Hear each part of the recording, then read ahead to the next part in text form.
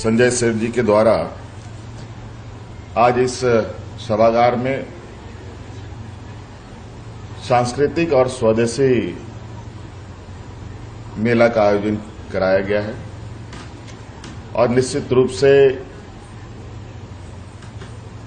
हमारे देश में अनेक विविधताएं हैं।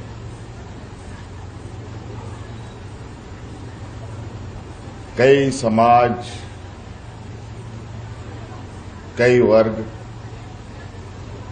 और उनके बीच अलग अलग खूबियां, पहचान, और यही खूबी और पहचान हमारे देश की इस संस्कृति का एक मजबूत स्तंभ भी है।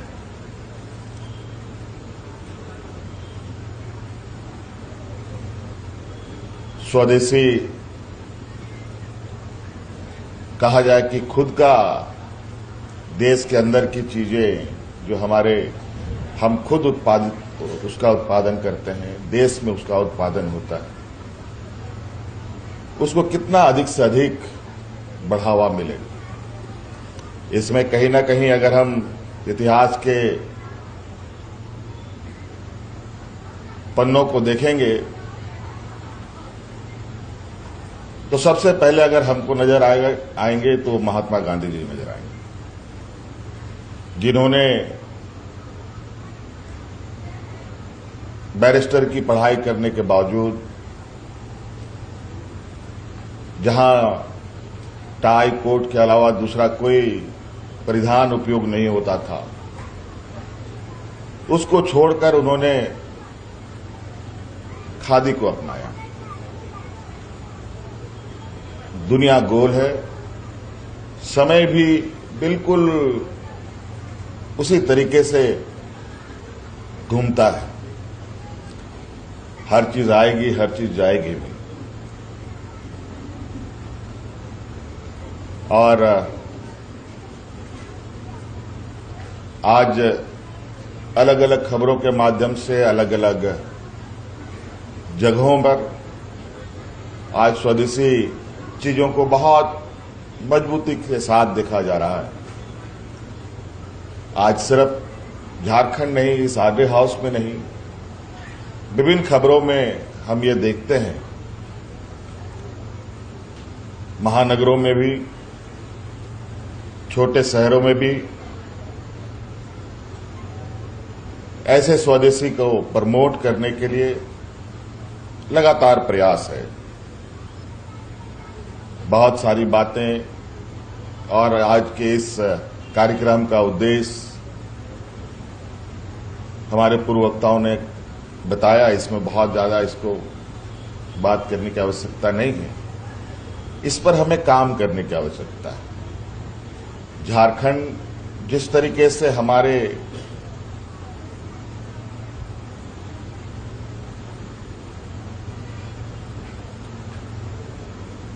राज्य में आंतरिक खनिज संपदाओं का भंडार है, जिसको आज देश में सबसे अधिक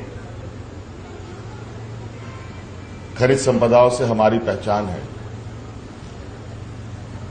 भगवान ने हमें सिर्फ खनिज संपदाओं से ही नहीं संवारा, जितना जमीन के अंदर भगवान ने हमें खनिज दी है, जमीन के ऊपर भी उससे कहीं ज्यादा बेहतर और खूबसूरत संपदाएं भी दी है।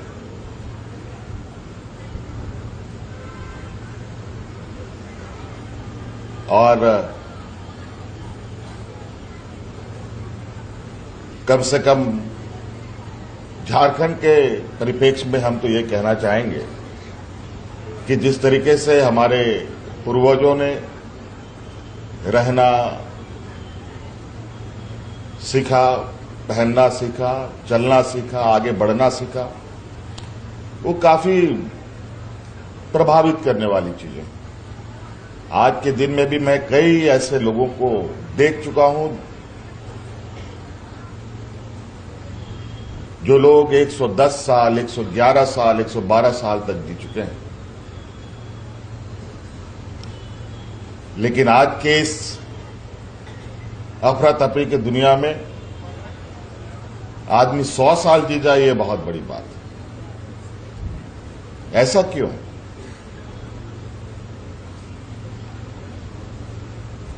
कहीं ना कहीं हम कई ऐसे चीजों से प्रभावित होते हैं जिससे हमें हमारी हर चीजों को नुकसान पहुंचाता है, चाहे शरीर की आंतरिक चीजों की समस्या हो, चाहे वो बाह्य व्यवस्था की बातों को कहें।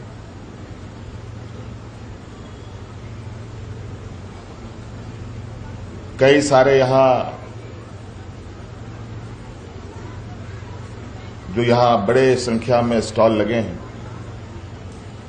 लगभग उन सभी स्टॉलों के जितने भी बच्चे हैं उनको कहीं ना कहीं मैं किसी रूप से मैं उनसे जुड़ा भी हूं।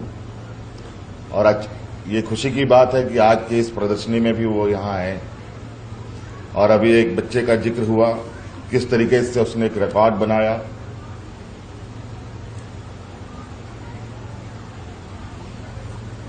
उसी तरीके से आपने अभी एक और बड़ी खबर सुनी होगी, देश में सबसे 12वीं क्लास में अव्वल आने वाला एक छात्रा हमारे झारखंड से ही है, जमशेदपुर की बच्ची है।